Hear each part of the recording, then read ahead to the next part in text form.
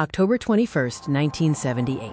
A young Australian pilot radios air traffic control with a simple question. What followed was 6 minutes of increasingly desperate transmissions, ending with silence. Frederick Valentich vanished completely. The official investigation into Frederick Valentich's disappearance reached a conclusion that still haunts aviation experts. The reason for the disappearance of the aircraft has not been determined. This is the enduring mystery of the Valentich case. That evening, Frederick Valentich, flying a Cessna 182, contacted Melbourne Flight Service. His voice was calm, professional, as he began a routine flight that would quickly turn terrifying. For 6 minutes, Valentich communicated with air traffic control. The exchange escalated from a simple query to an emergency, concluding with 17 seconds of metallic scraping, and then total silence. Frederick Valentich was just 20 years old. He was a passionate pilot, despite having failed his commercial pilot's exam twice. This mission was supposed to be routine. He filed a flight plan for a training mission, a 125-mile journey across Bass Strait to King Island. At 7:06 p.m., he departed Moorabbin Airport in a rented Cessna. Everything appeared normal. However, a critical detail later emerged. Valentich claimed he was picking up passengers at King Island, but investigators discovered no passengers were actually waiting for him. It was at 7:06 p.m. that Valentich contacted Melbourne Flight Service, setting in motion the 6-minute exchange that has defined this mystery for decades. His initial question was simple, asking air traffic controller Steve Roby if there was any known traffic below 5,000 feet. Roby checked his radar. Nothing. Valentich, however, insisted he saw a large aircraft below him. When asked the type, his response became strange.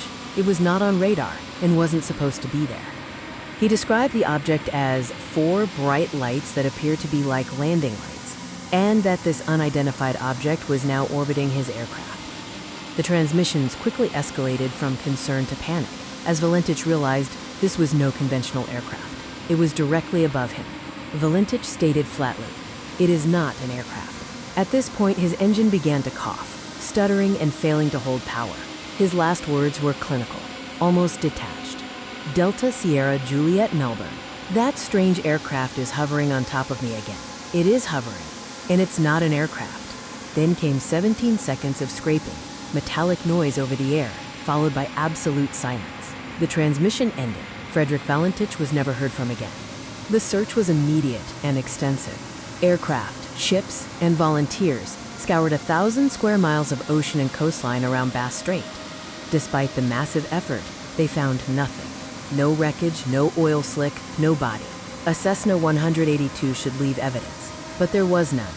The investigation wasn't based only on audio. 20 people across Victoria reported seeing unusual lights in the sky that evening, corroborating Valentich's report. Even more compelling, a plumber named Roy Manifold set up a time-lapse camera at Cape Otway. His developed photos showed an unexplained object moving erratically above the water, precisely when Valentich disappeared. The Australian Department of Transport investigated the case for 5 years, gathering all the facts, audio, and witness accounts. Their final verdict was stark. The reason for the disappearance of the aircraft has not been determined. Not pilot error, not mechanical failure, but simply undetermined. Frederick Valentich either encountered something we cannot explain, succumbed to an unidentified incident, or orchestrated a disappearance so perfect it remains unsolved after nearly half a century. We may never know the truth.